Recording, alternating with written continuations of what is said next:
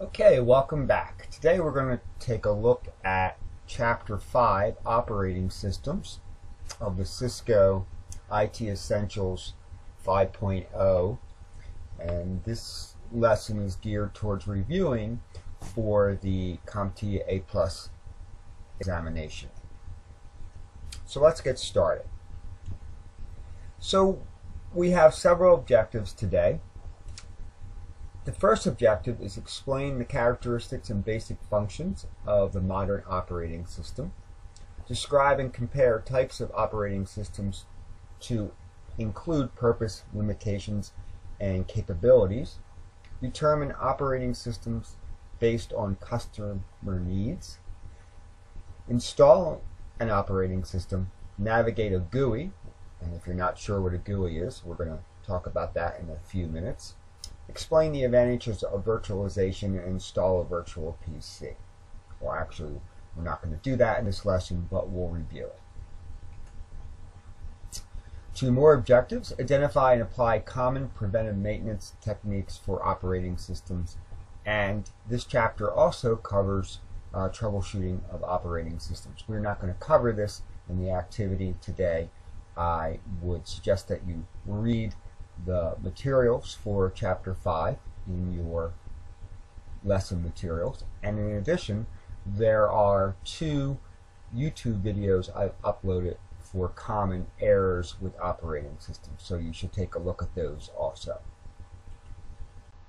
So what is the purpose of an operating system? Here it tells us there are 2 main points.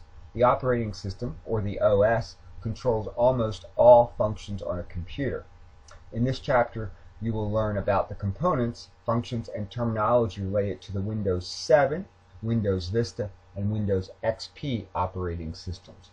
We will also take a look at 2 other common operating systems. They're not Windows operating systems, but we will look at the Apple OS and the Linux operating system. So there are some characteristics of operating systems. We have multi-user, multitasking, multiprocessing, and multi-threading.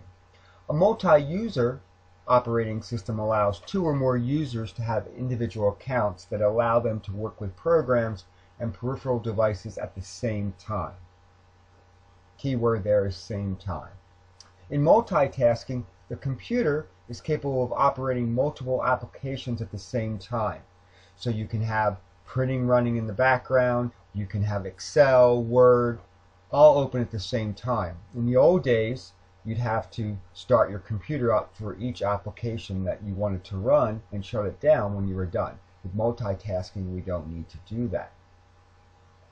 In multiprocessing, the operating system can support 2 or more CPUs.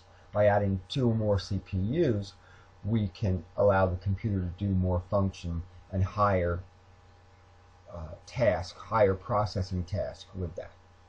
And in multi-threading, a program can be broken into smaller parts that are loaded as needed by the operating system. Multi-threading allows individual programs to be multitasked. So the operating system chops it up into smaller parts and only uses what it needs at the current time. So this will allow the computer to be more efficient. So what are the basic functions of an operating system? 1, all computers rely on an operating system, your OS, to provide the interface for interaction between users, applications, and hardware. So the main function of the operating system is to allow us, humans, to interact with our computer. Remember, our computers don't speak English, and our operating system sort of allows us to interact with it and translate the information. The operating system boots the computer and manages the files. So the second thing is boots the computer and manages the files that we use and save documents as on our computer. So the operating system has 4 main roles: control hardware and access, manage files and folders, provide user interface, and manage applications. So if you can only take away those 4 bits from this page, not to make a pun there, but bits, control hardware access, manage files and folders, provide user interface, and manage applications. So let's talk about our processor architecture. There are two main types of architecture when we think about our computers today. 32-bit Windows operating system with an x86 processor, and a 64-bit Windows operating system with a x64 processor architecture. So in the 32-bit, what can it do? Well, the main thing to remember is 4 gigabytes of RAM. And the x86 uses a complex instruction set computer, so that's CISC. And the x86 processor uses fewer registers than the x64 processor. The x64 is a little bit more powerful than the 32-bit. In the 64-bit, the big thing to remember is that it's capable of addressing 128 gigabytes of RAM. That would make your computer fast. Remember, the combination of our RAM and our processor allows our computer to do things more efficiently and quicker. So we're not waiting. Don't have that little, clock symbol there running. 128 gigabytes. Now, not all computers running 64-bit Windows operating systems will be upgradable to 128. It all depends on the manufacturer and the motherboard. There's also enhanced performance for memory management. There's additional security features. Security is a big thing today. But remember that x64 architecture is backwards compatible with the x86. So you could run some other older programs on it for some things. It's always best, though, to check the specs of the manufacturer, the operating system, and the application before you commit yourself to either one. Also, the x64-bit or the 64-bit processor can do more complex instructions. So Windows has a 32-bit and a 64-bit programs. And most applications come in 32-bit and 64-bit. So if you're running a 64-bit operating system, you would have to run 64-bit programs. This little slide here, and this is in your reading, tells us whether they come in 64-bit or 32-bit. So 7, Starter, Home, Premium, Professional, Ultimate. The same Vista, Home Basic, Home Premium, and Business, and Ultimate. So most of these do come in 64-bit. One thing is that the XP Professional is the only one that's 64-bit, and the Windows 7 of all the Windows is the only one that's not 64-bit. Okay. There are two main types of operating systems: desktop operating systems and network operating systems. Again, you want to make sure that you can compare the two types. So in desktop, it only supports a single user. It can only run single user applications, meaning that only one user at a time can be in that application. You can share files and folders, though. You can share peripherals, and it can be used in a small network. A NOS, a network operating system, supports multiple users at the same time. It can run multi-user applications, so you can have a database running, and you can have multiple users at the same time updating that database. It's robust and redundant. Redundant means there are backup systems to protect that network operating system. It's going to have increased security. Remember, security is a big thing today. And it's used on a network. Usually big corporations are going to do this. You're going to log in. People will look like they have a regular PC. They'll log on, but they're getting their operating system and everything from the main network. Some other types of operating systems, I mentioned this briefly. We have Microsoft Windows 7, so the one that we are aware of today. We now have Windows 8, except this lesson does not cover Windows 8. Macintosh OS X, which is on the Macintosh Apple systems. Linux, some people might say Linux. The big one there is Ubuntu, and then Unix. In the Linux system, they tend to have command line and GUI interface. The big GUI one for the Linux line is Ubuntu. Mac OS is GUI also. GUI is graphic user interface. So you see icons and you use a mouse to point and click to do things. A desktop OS has the following characteristics. It supports a single user, mentioned this on the previous slide, runs single user applications, shares files and folders on a small network with limited security. Our network operating system, or our NOS. So some common NOS are included: the Microsoft Windows server, a Linux server, a Unix server, or a Mac OS X server. Our NOS has the following characteristics: supports multiple users, runs multi-user applications, robust and redundant, provides increased security compared to desktop operating systems. So make sure you know these points on this slide. It's important. So when you're looking for an operating system, you're going to consider your customer's requirements for an OS. And these are some of the things that you might consider: budget constraints, compatibility with current hardware, compatibility with new hardware, how the computers will be used, compatibility with existing applications, types of new applications to be used. So if they have an old printer and it's working well and it only runs on XP, then they might only look for computers with XP. If they have a database that they do customer support with and they have a lot of people logging in at one time, then they might want to consider a network operating system. So one of the things to consider when you're going to purchase an OS for your customer is your minimum hardware requirements. So in your reading, you have this little slide down here. You want to consider this. Know what are the requirements for Windows 7 Professional, Windows 7 Ultimate, and Windows 7 Enterprise. And you know the difference between 32-bit or 64-bit. For all of them, it's one. For the 32-bit, it's 1 GB of RAM. For the 64-bit operating system, I believe it is at least 2 GB of RAM. It's not on this slide, but I would check this out on your reading. I think it's 2.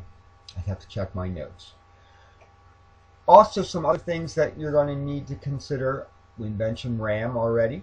The hard drive size, the CPU. So you'll notice over there it telling us how fast they must be. 1 gigahertz is the requirement for Windows 7. Any video card memory speed, and the motherboard. So what are the requirements for that?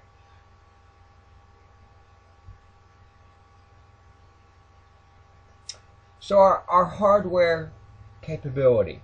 When you're going to do an upgrade or buying a new computer for your customers, you want to make sure you check the HCL, the hardware compatibility list. Make sure that different peripherals and different devices that they're using in their organization are on that list and will work with the computers you're buying, or they're going to be compatible with the computers they already have. Most of the time you can find this on the manufacturer's website. And this HCL is going to include things that are known to work with the operating system. Also, you can check things out using the Microsoft Compatibility Center for Windows 7. So check that out, and Windows Vista. A lot of times we're going to be doing upgrades for our customers, especially if we have customers using XP right now. They might be ready to go to Vista. So you're going to want to check that HCL to make sure that the peripherals they're using are going to work. One of the reasons that we upgrade our operating systems is that sometimes older operating systems are no longer supported. So you'll notice that Windows 98 and Windows 2000 are no longer supported. And Windows Vista, XP, and Windows 7 and Windows 8 are the current supported operating systems. This means Windows does updates and puts them out periodically. Updates are important because that means Microsoft fixes bugs and fixes any hacks that might have been discovered by hackers out there trying to exploit the vulnerabilities of the operating system. So it's always important that you're running a current operating system.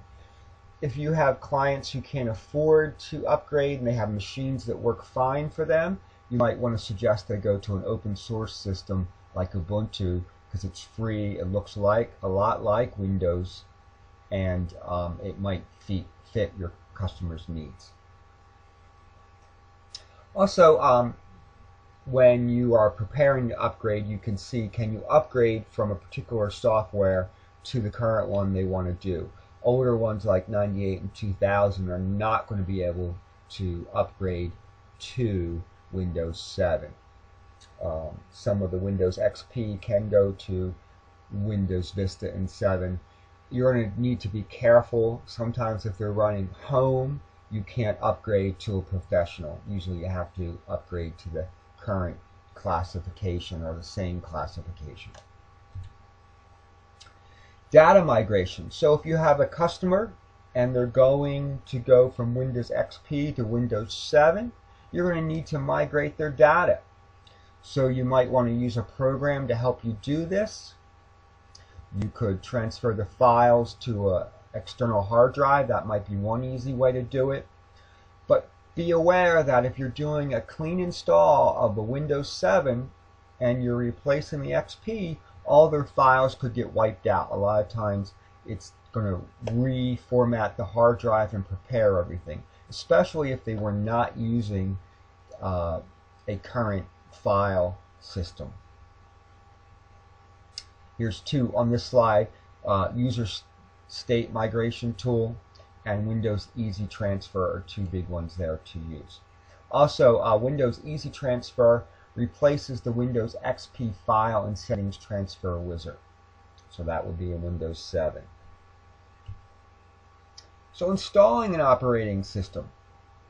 Sometimes you will need to install the current operating system that your client already has. Why would you do this? First reason is when a computer is passed from one employee to another. They would like the computer to be clean, so you install the operating system and it replaces all files on the computer.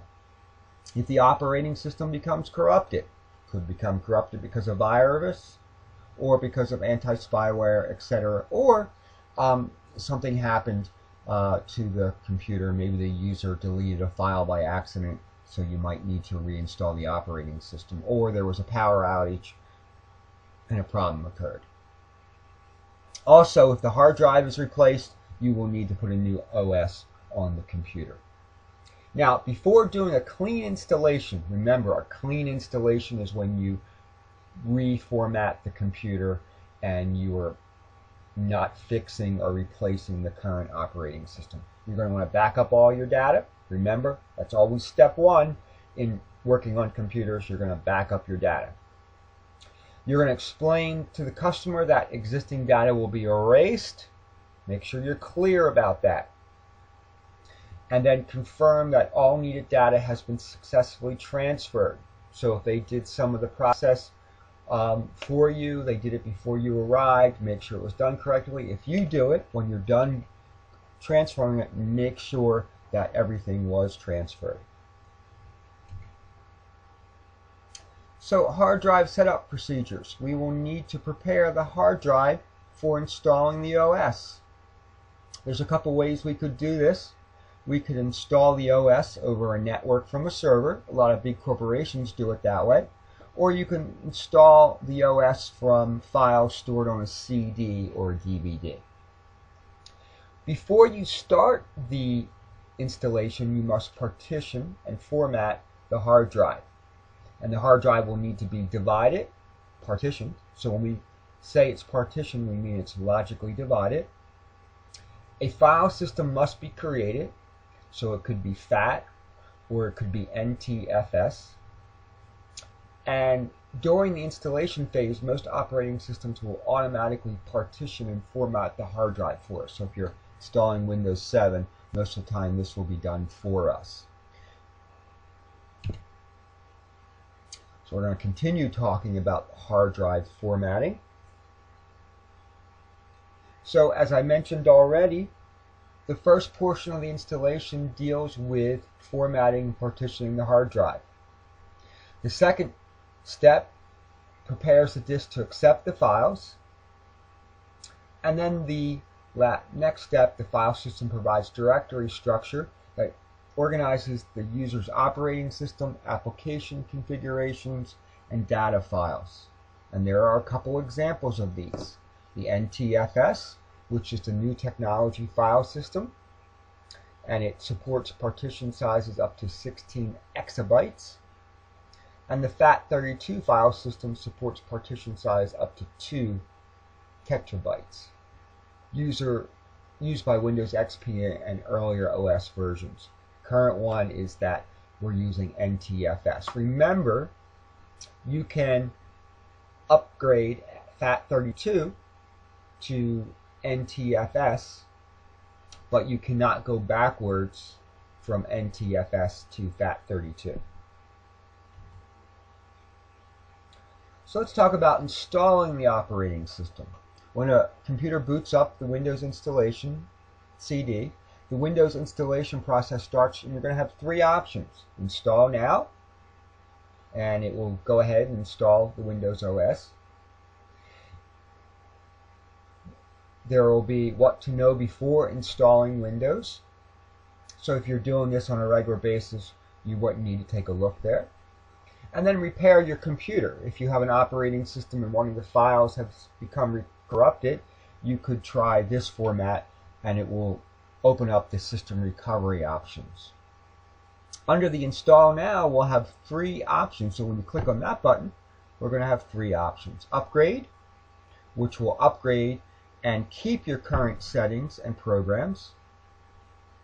You can also use this to repair an installation. Custom is more advanced. It installs a clean copy of Windows in your choice location and allows you to change disk and partitions. It is also known as a clean installation. And the last option is Quit, lets you exit. So if you go in and you really don't want to do that, then it will let you exit the program. You must create an account with Windows 7. There are three types of user accounts for Windows 7: Administrator, Standard, and Guest. The administrator account must be created when Windows 7 is installed. So remember that. And you want to make sure you have passwords in all your accounts. I always suggest at least 2.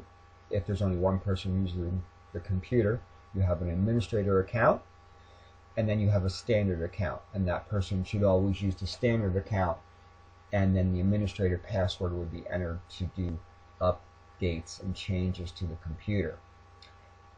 Make sure that those passwords are different. If you need to go in and make changes to the Windows 7 accounts, there's the path for that. You want to make sure that you know these paths. So in this case, it's Start, Control, User Accounts, Add or Remove Users. So you would use the mouse and click on the Start menu.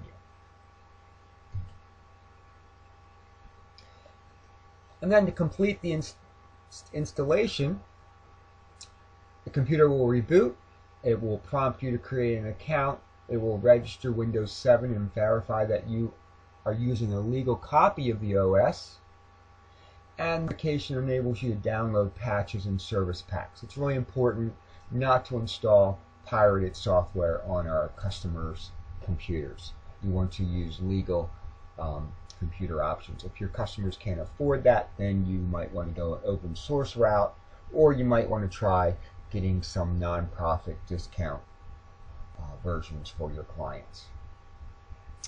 And then once you do install from a disk or you install from a network, one of the next options you will need to do is go into the Update Manager to scan for new updates of any software.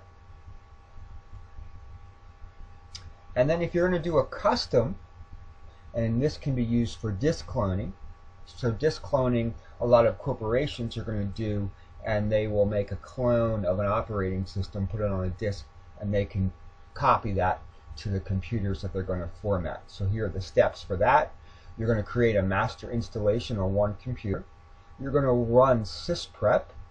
You create a disk image of the configuration computer using a third-party disk cloning software, so you need third-party.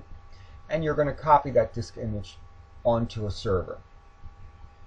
When the destination computer is booted, a shortened version of the Windows setup program runs, and the setup installs drivers, creates user accounts, and configures the network settings. So this is a better way to do multiple installations when you're doing updates for a large corporation or upgrades for a large corporation. Here are some options for your custom installation. You have a network installation. So you're going to set up your files from a network server. Pre-boot execution environment, so PXE, uses a PXE boot program and a client's network card to access the setup files. Unattended installation uses a network distribution point that uses an answer file. Because remember, a lot of times when you're doing installation, sometimes you need to answer questions. That's why a lot of companies will do a cloning, have everything already set up, and they just copy the files over. And then remote installation downloads the installation across a network, so you can push it out. Here are some system recovery options. So repair disk for Windows 7. Use the system repair disk to boot the computer. You need to make one of those. So a lot of times computers will be shipped with, used to be in the old days, shipped with a disk. Today you'll have to make that, and you'll start up the computer with your repair disk. System image recovery for Windows 7, it allows users to back up the contents of their hard drive, including personal files and settings. And then factory recovery partition. Some computers with Windows 7 pre-installed from the factory contain a hidden recovery partition with an image of the bootable partition. Remember that this is on the same hard drive, so if your hard drive is damaged, you're going to lose this. So you're going to need to make this disk so that the computer can be recovered. And then automated system recovery, Windows XP Professional only. The ASR is a backup of the system state, services, and OS components used with Windows installation disk to recover the computer. Again, remember, only XP. Here is the boot sequence for Windows 7. So make sure, I'm not going to walk through this. I'm just going to tell you you should look this over and be comfortable with it. And you want to make sure you know terms like post and BIOS and the MBR and the boot MGR, those things. Make sure you know those and Windows logging.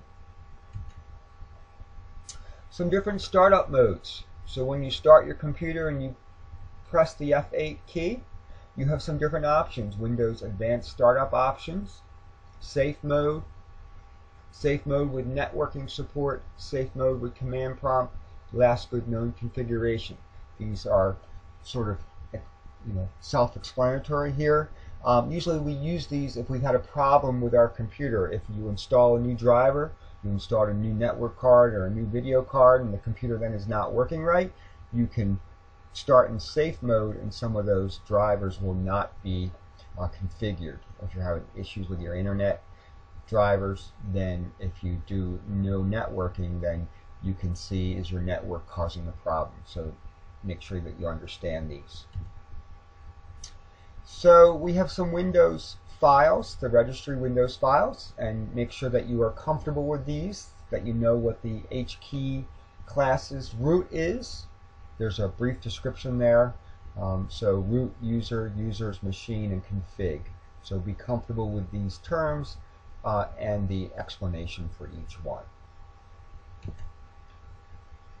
Multi-boot procedures. So one of the things that's nice with our Windows computers is that we can boot multiple operating systems, but you have to format that. You could boot Windows XP and Windows 7, Windows 7 and Windows 8. You could install both operating systems in the computer. You could do Windows and an Ubuntu system. So just some nice things to do. You want to switch back and forth, especially if you are some kind of developer. You could run multiple operating systems and check your web pages or your programs that you're writing on different types of operating systems. You need to create a dual boot system in the Microsoft Windows. Here are some of the requirements. You must have more than one hard drive or a hard drive with more than one partition. You'll always install the oldest OS on the primary partition or the hard drive marked with the active partition. And then once it's all installed, if there is a computer that can boot multiple operating systems, when the computer starts up, you'll have a prompt to choose which OS.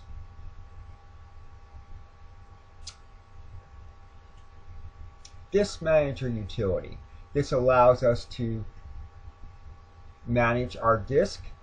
You can view your drive status, extend the partition, split, assign drive letters, add drives, and add arrays. Usually, if you only have one partition on an older computer, such as just running XP and it wasn't partitioned, you would not be able to partition that again. You would have to reinstall the operating system and you would partition it before you did that. In newer operating systems, when it's partitioned, if you have at least two, you can take the one without the operating system and partition it again. If you want to get into the disk management utility, there's the path. Again, become comfortable with these paths. So our directory structure. Directory structure is how our computer can find things, our operating system. So there are standard directories, and those directories are called folders, and they're for the operating system, application, configuration information, and data files. Our directories may contain subdirectories, and those subdirectories are commonly called subfolders. Drive mapping, so letters used to name physical or logical drives, so A, B, C, D, G, etc. A and B are always reserved for the old floppy drives. So normally our operating system is on drive C. If you have a partition with a recovery disk, that could be drive D. Drive E could be your optical drive. And then as you add flash drives, USBs, other external drives, they would pick up the other ones, F, G, H, etc. Mounting a volume, mapping a drive to an empty folder on a volume. Mounted drives are assigned a drive path instead of letters. So then we need to have file extensions so that our computer knows what kind of file it is and what program to launch. So we don't have to launch the program first. We can just double click on a file and it will automatically launch the program. So in this case, when I wanted to launch this PowerPoint presentation, I just double clicked on it. I didn't need to launch PowerPoint first because the last 4 digits, or 3, can be 3 or 4, tells it it's a PowerPoint. When we name our files, they can have a maximum of 255 characters. The characters, you cannot use slashes or backslashes. They're not allowed, and periods are not allowed. You can use dashes. Remember, file names are not case sensitive. Now, these are some common files that we use. Docs for Microsoft Word, TXT for text-only files, JPG for graphics format, PPTX for Microsoft PowerPoint, and zip for compressed files. So you want to know those few common files. So the Windows desktop, we've been talking about this. It's the GUI interface, graphic representation of the files, and we use a mouse to point and click. The Windows 7 and Windows Vista, there's a default theme, and that's called Aereo, and it has translucent windows and borders and numerous animations that you have there. These are some things that you can do. The shake, the peek, and the snap allows us to do quick things, and so make sure you know what they are and how to do those. And then Windows 7 and Vista can support gadgets. They were little mini programs that can go off to the side. Windows has kind of stopped supporting this. You can still put them on there, but there were going to be lots of other ones, and they really, I think, they're not supporting that now. Your Windows desktop properties. So you want to be comfortable with how you can customize the Windows 7 and Windows Vista environments, how you can change your desktop icons, your mouse pointer, and modifying the theme's background, color, and sound and screensaver. You might be explaining this to a customer on how to do it if you're providing customer support. You can also get to this by going to the Start menu and the taskbar. So a key part of the Windows operating system is the Start menu. If you right-click on that taskbar, the Start menu, you can get the properties. Also, getting into Control-Alt-Delete or clicking those at the same time will start the Task Manager. You can also right-click the taskbar and select Start Task Manager as another way to get in there. Task Manager, you can go in and look at the programs that are running and see how much CPU management is being taken up, things like that. These are some common terms for our Windows Explorer. Make sure you're comfortable with the My Computer. So now it's Computer. It used to be My Computer in Windows XP, so it's Computer. It lets you go right directly to the hard drives or the volumes that are installed on the computer. The Windows Explorer you use to navigate the file system. There's a search box, a new folder button. It's and how it can be arranged in the preview pane button, so you want to make sure you understand these terms. Also know how you can launch applications. So if you click on an application in the Start menu, you can launch it. If you double click on the application shortcut, you can launch it.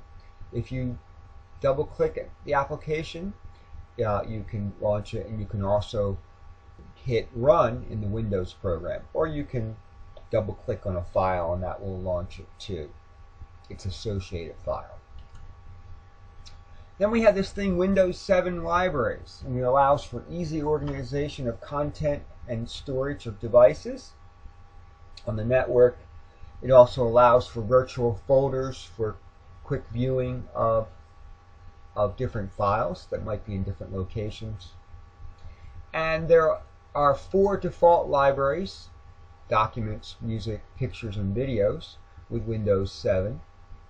It doesn't mean that you or your client have to put your music and pictures in those default libraries, but it makes it easier to organize your files that way. If you want to add a file to a library, you can right-click it and select Include in the library, and that item will get added to that library. To create a new library, you can open a folder and select Include in Library, Create New Library. So you can create additional libraries if you would like also. So Control Panel Utilities, we still have the Control Panel on Windows 7.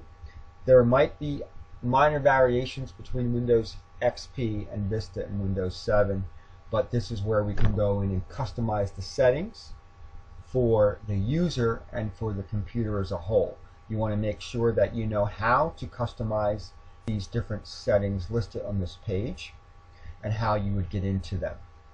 So system and security, network and internet, hardware and sound, programs, user accounts and family safety, appearance and personalization, clock language and region, ease of access. You want to make sure that you know how to customize all these different options and why you might do it.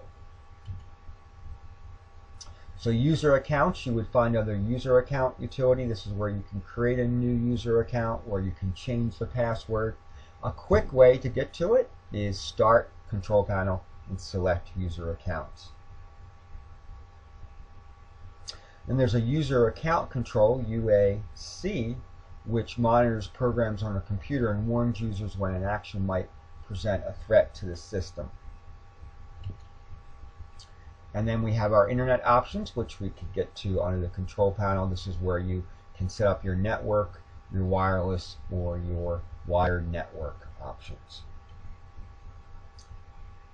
We also have the Action Center in Windows 7 and Vista, and you can get to this by going to Start, Control, and Action Center. This is where you would configure your security settings. It also will give you warnings if it's not configured properly. In Windows 7 and Vista, you will have green, red, and yellow bars on your options, and the green is that you're following the recommendations of Microsoft. Yellow is you're not following the recommendations, but it's not a security issue. Red is you're not following it, and it probably could be a security issue. And there's a Windows Firewall utility. This is one more way to protect us. Our modern operating systems have firewalls built in. You want to make sure that firewalls are always turned on in individuals' desktop units. Even though there will be a firewall in the router, this is one more step to protect yourself or your client. And there's a system utility, which will allow us to do some basic information about the computer. So we can view the basic information. You can see computer name, the hardware, advanced, system protection, and remote information. So if you want to do remote access. The way to get to this is Start, Control, and System. And this will be a good place to start if you need to do an upgrade or find out what system is on the computer. Device Manager allows you to change the settings of view and change the settings of your devices installed on the computer. You can see right away if there's a device not working properly, because there would be a yellow icon with an exclamation point, and then you can know that there was a problem and try to fix it. There's also your computer management console, and this is where you can set up schedule of tasks, go into your event viewer. Great option for seeing if there's something wrong with your computer, looking at shared folders, local users and groups, the performance of the computer, and your disk management. You can get to here by clicking Start, Control Panel, Administrative Tools, and Computer Management. Here's the event viewer. Again, make sure you understand this. It will give you a history of the applications and any security issues. And you can use these logs as a part of your troubleshooting process. Then there's a service and performance monitor. Then you can see how the computer is run, see what services are running, and how the computer is performing. We also have the option to set up disk defragmentation, and this disk defragmentation will allow us to defrag our hard drive so our computer will run more efficiently and faster. This can be turned on to be run automatically, so it's not a task that you have to worry about doing on a timely fashion if the disk defragmenter is turned on. Check disk will check the integrity of files and folders by scanning the hard disk surface for physical errors. Remember, sometimes our hard drive can get damaged from reading or jostling and things like that. We have the System Information tool, which again, we go to the Start program, All Programs, Accessories, System Tools, and System Information, and it collects information about the local and remote computers. Another great source for information about your computer. And then we have Remote Desktop. This allows you to set up remote desktop. Maybe you want to log into your computer at your office from home, so you could turn on remote desktop. But it's a great tool to turn on to allow you to be able to repair a computer, to log on and see what a customer is doing. So usually a technician will use this to log on. You can start this up in Windows 7 or Windows Vista by going to Start, All Programs, Accessories, Remote Desktop. Now there are some utilities that are specific to Windows 7, Windows Vista, and Windows XP, so you want to be make sure that you understand these and what's different. One of the big things for Windows 7 is we have remote app and desktop connections. That's not on XP. And it's a little bit different in Windows Vista also. So make sure you understand what is available for the different operating systems there. And then we have some command line tools. Even though in Windows we can do most things via a GUI interface, every once in a while we will need to use the command line interface.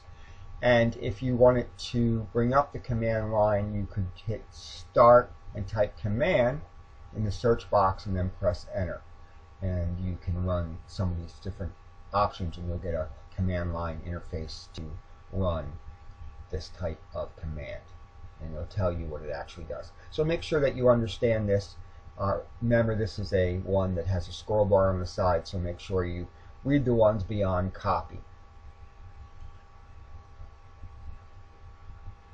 So we have run line utility also, and this allows us to enter commands to configure settings and system modifications. You can access in Windows 7 by hitting Start, search box, and type Run. And here are some common commands: CMD, Explorer, msconfig. So make sure you understand what they are and what they do. And then virtualization allows us to run a virtual machine on our operating system. And you can run multiple machines at one time, so you could start your computer up and then have virtual machines running, and you can switch between those. So it allows you to access the functionality and resources provided by an OS that is not on a local PC. And it provides access to applications, file sharing services. It also can allow you to be able to extend the functionality of your computer by running multiple virtual machines at one time.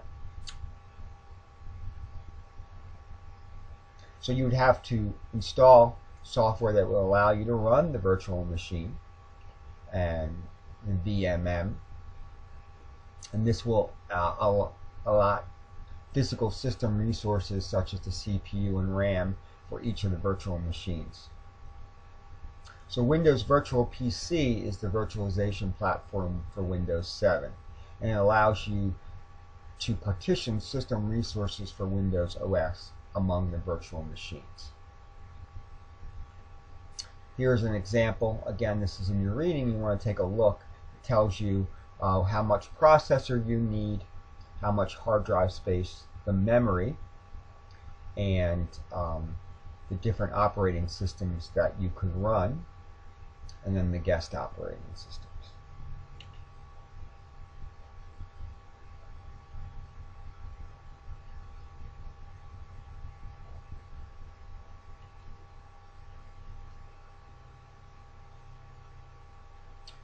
Okay, so we're going to stop here today. In your readings, you're going to have information on troubleshooting. Again, you want to make sure you read that. From now on, every chapter is going to have a little bit about troubleshooting and following those steps for the troubleshooting process. I've uploaded 2 videos that I found on YouTube that I think are helpful with some common errors, so you want to make sure you watch those. Otherwise, have a great day, and I'll see you next time. Thanks.